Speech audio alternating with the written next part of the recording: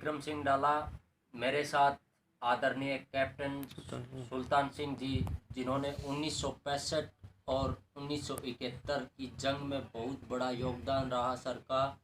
आज हम 1965 की जंग के बारे में सर से जानेंगे, जिन्होंने वीरता, शौर्य और बहादुरी का एक परचम लहरा चुके हैं। सर, आपका स्वागत है। धन्यवाद जी, हमें 1965 की जंग के बारे में थोड़ा बताएं। हम अम्बाला थे और एक पाकिस्तानी ने थोड़ी छेड़खानी कर दी थी। वहाँ से हम चले गए फाजिलका, और फाजिलका जाने के बाद में एकदम हुक्म मिला कि लड़ाई होने वाली है जी। और आप इच्छोगल कैनाल के पास चले जाओ। हम वहाँ चले गए, एक रात निकाली। वहाँ पर पानी भरा हुआ था, पाकिस्तानियों ने कैनाल तोड़ दी थी, पानी भर गया था, और वो उसके ऊपर मोर्चा लिए बैठे थे। हमारी मोटर प्लाटून के जवानों ने बड़ी बहादुरी दिखाई जी। उन्होंने इतनी बम्बार्डमेंट करी कि पाकिस्तानी सर नहीं उठा सके। और अचानक फिर एक दिन हमें कोई 4-1 बजे के आसपास हुक्म मिल गया कि ये इस इलाके को छोड़कर आप खेमकरण सेक्टर में चले जाओ। जी। हम चले गए खेमकरण में। और रात साहब, इसके जो मोटर प्लाटून है, इसके बारे में हमें थोड़ा बताइए। ये पहले तो इसको बोलते थे 3 इंच मोटर जी, और अभी इसका नाम होगा 81 mm मोटर। जी। घोड़े होते हैं इसमें। जी जी। इसकी बैरल होती है लंबी, और नीचे होता है ट्राईपाड, जिसके ऊपर ये माउंट की जाती है। जी। इसमें गोली डालते हैं, हाथ से पकड़ कर ऊपर से डाल जाता है, डालते ही गोला फायर हो जाता है। अब कहाँ फायर करना है, उसको सेट कैसे करना है, ये जो कमांडर है ना, वो बताता है कि इतने रेंज के ऊपर और इस एंगल के ऊपर इसके फायर करना है। तो उस तरह से उसको सेट कर रखा था वहाँ। तो कैनाल के ऊपर हमारे गोले जाते सारे सारे। जी। वहाँ से फिर हमने भी डाल करके वापस आने लगे तो उनके आर्टिलरी का फायर आ गया हमारे ऊपर। जी। लेकिन दिन का टाइम था, हम बचते हुए इससे और खेमकरण सेक्टर में पहुँच गए रात को ही। जी। और वहाँ पर बात को मोर्चे खोद खाद कर तैयार कर लिए, कामाफ्लाइज कर दिया। वो हमारे मोर्चे थे कपास से बहुत बड़ी बड़ी। जी। उसमें थे, और बाहर से दिखा भी ना था कुछ। 1-2 खेत ऐसे भी थे जिसमें गन्ने की बिजाई कर रखी थी, बड़ी बड़ी ईंख थी। जी। उसमें हमारे मोर्चे थे। सवेरे को 4-1 बजे से एक डिवीजन का अटैक आ गया हमारे ऊपर। जी। आर्मड का टैंक, बहुत ज़्यादा टैंक थे उनके। अभी हमारी 2 कंपनियां तो वह जो पाकिस्तान के खेमकरण से पाकिस्तान की सड़क जाती है, उसके राइट को 2 कंपनियां आगे थी। दोनों कंपनी जाटों की। एक मुसलमानों कंपनी हमारी वो सड़क के लेफ्ट साइड में थी। जी। और एक डोगरा कंपनी है वो हमारे पीछे थी। बीच में हमारा हेडक्वार्टर था, जहाँ पर सीओ और एजेंट साहब वगैरह रहते थे। तो जो अटैक आया तो अल्फा कंपनी का एक आरशेल मोटर लेक वहाँ पर था, उसका नाम था मेरे हवलदार राम सिंह। जी। उसने 2 टैंकों को हिट कर दिया। जी। वहाँ पर, और वो बाकी टैंक जब वो आगे आ रहे थे ना, तो अब्दुल हमीद ने 5 या 6 टैंकों को हिट कर दिया था। लेकिन हमीद की थोड़ी गलती होगी, क्योंकि आरशेल से जब फायर करते हैं तो एक इलाके जहाँ फायर कर दिया तो दूसरा उस इलाके से फायर नहीं किया जाता। 10-12 फीट तक इसका शोला निकलता है पीछे। जब शोला पीछे निकलेगा तो आगे वाले को पता लग जाएगा गन है भैया। तो लेकिन तो अब्दुल हमीद जी जो परमवीर चक्कर विजेता, वो आपकी यूनिट के थे? हमारी यूनिट के थे। जी जी। वो जो वहाँ पे जो कुछ हुआ था उसके बारे में थोड़ा बताएं। उन्होंने 6 टैंक, कितने, जो वो टैंक अमेरिका से खरीदे हुए टैंक थे, और बहुत। अब ये बताऊंगा मैं आपको। जी। मैं था उस टाइम कंट्रोल ऑपरेटर। जी। पूरा कम्युनिकेशन का जो भी कंट्रोल होता है वो मेरे हाथ में था उस टाइम। और वो होता है, उसका ऑफिसर होता है हमारा एडजुटेंट साहब। तो हमारे सुरेंद्र सिंह चौधरी एडजुटेंट थे, और कर्नल भट्टी कमांडिंग ऑफिसर था, और अपना मटिंडू का बलबीर सिंह मेजर, उनका 2 सीओ साहब के बंकर के लेफ्ट साइड से थोड़ा सा, कोई तकरीबन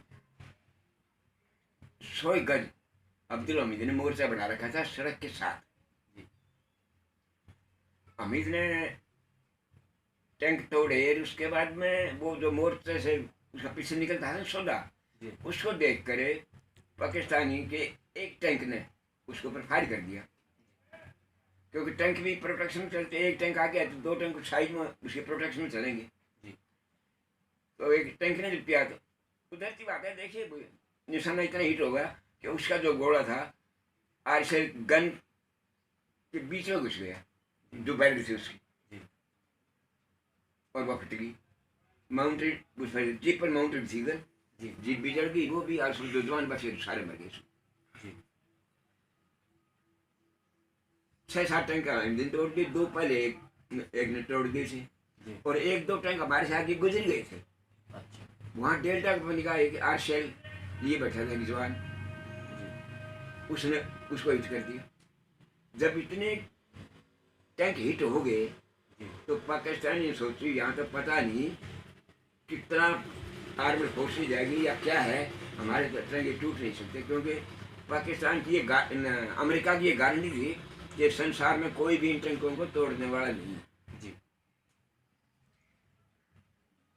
फिर उसके बाद में तो ये समझ लो जब वो पाकिस्तान के टैंकों को छोड़ भाग गए, अम्यूनिशन के भरे हुए, और पेट्रोल भी छुट्टिएगा उनके अंदर, लेकिन वो डर के भाग गए, क्योंकि उनका जो ट्रेनिंग कर रखी थी ना वो खाली मैप के ऊपर की हुई थी, ग्राउंड ट्रेनिंग भी थी ही नहीं। असली बात तो ये थी, वरना वो भागते नहीं। चलो फिर भाग गए तो ठीक है, फिर चलो एक दो चार हाँ स्पीड एक और बात होगी। जब वो टैंक आ रहे थे आगे चल करके, तो 2-3 टैंक हमने पहले गुजर जाने दिया हमारे से आगे जाओ, और उसके पीछे उनका एक जनरल साहब और एक ब्रिगेडियर साहब बैठे रह रहे थे। ब्रिगेडियर गाड़ी चला रहा था, जनरल साहब पीछे बैठा हुआ था। वो जो आए टार्ली कंपनी है, वहाँ जहाँ पर मुसलमानों कंपनी है, तो वहाँ एक लड़का था, उस टाइम हम भी खाकी वर्दी पहन रहे थे, उनके पास भी खाकी वर्दी होती है, क्योंकि पाकिस्तान से जब भी लड़ाई हुई ना हमारी, तो ये हरी वर्दी उतार देंगे, खाकी वर्दी होगी हमारी, क्योंकि डेजर्ट इलाका हमारा, इसलिए खाकी पहनी जाती है। वहाँ पर ब्रिगेडियर साहब ने सड़क के दोनों तरफ बांध थे, खेतों वाला बना रखे थे अपनी फसल बचाने के लिए जानवरों से, तो उस बांध के ऊपर एक मोर्चा बना रखा था गन लगा करके, और उस जवान ने गेटी बाहर निकाल दी, और ब्रिगेडियर साहब ने देख लिया उसको, भाई ब्रिगेडियर साहब उसके पास चले, क्योंकि वर्दी खाकी थी, उसने सोचा ये हमारा भी होगा, कोई जवान होगा यार। उसी जवान से पूछता था क्या नाम है, तो वो मुसलमान था, उसने अपना कुछ नाम बताया, मेरे याद नहीं है नाम तो उसका भी। बोले कौन सी कंपनी, बोले चार्ली कंपनी। तो वहाँ पर मुसलमानों के नाम आ गया, और कंपनी भी चार्ली, वो भी मुसलमानों की थी। उन्होंने सोचा ये जवान हमारा ही है। वो आगे बढ़े, जो आगे बढ़े ना, तो उस जवान ने फायर कर दिया। ब्रिगेडियर साहब तो वही ऑन दी स्पॉट मर गया, और जनरल साहब भागने लगा, तो उसके उसने गोली मारी, तो गोली उसको लगी है, क्योंकि वो वहाँ भाग करके गन्ने के खेतों में बढ़ गया, और उसका खून पड़ा हुआ था सड़क पर। लेकिन उसके बाद वो पता नहीं मरा या भाग करके चला गया, ये उसके बाद पता उसका नहीं चला, लेकिन ब्रिगेडियर साहब सड़क पर ही पड़ी। हम उसको तकरीबन 4-5 घंटे बाद में उठा जाए, और वहाँ उसका दफना दिया जाकर। सीज़फायर के बाद हम तो उसका फिर शव दे दिया पाकिस्तानी को, दे जाओ भैया दफना के निकाल ले जाओ अपना, दे दिया। लड़ाई खत्म होने के बाद में 108 टैंक इंडियन आर्मी वहाँ से उनके पकड़ के ले आई है, और वो एक छोटा सा गांव था, भिक्की विंड है गांव का नाम, और गांव में खड़े कर दिए। आज उस गांव का नाम पैटर्न नगर है। टैंक जो थे वो पैटर्न टैंक थे, M47 और M48 दो मार्का थे, और अमेरिका की ये गारंटी थी कि टैंक टूटे नहीं।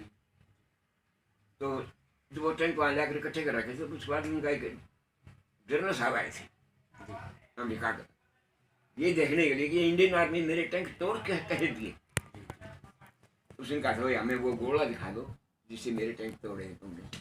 तो इन्होंने इंडियन आर्मी ने कहा दिया भाई हम गोला तो नहीं दिखा सकते आपको, लेकिन उसका खाली फायर किया हुआ एक केस देख सकते हैं, वो देख लेना।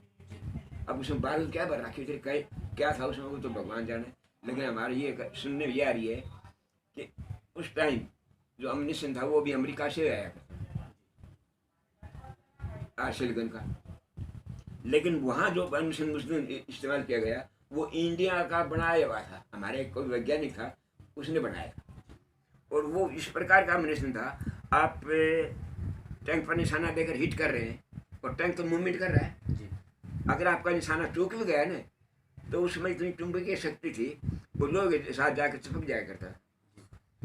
और टैंक की 8 से लेकर के 12 इंच मोटी बॉडी होती है, वो उसको पिघला करके अंदर जाता था और वहाँ बस्ट होता था, इतनी ताकत, इसलिए उनकी इतनी टैंक टूट गई। तो दोस्तों आपने जाना कैप्टन सुल्तान सिंह ने 1965 की जंग के बारे में और अब्दुल हमीद की वीरता के बारे में हमें बताया। Thank you. जय हिंद।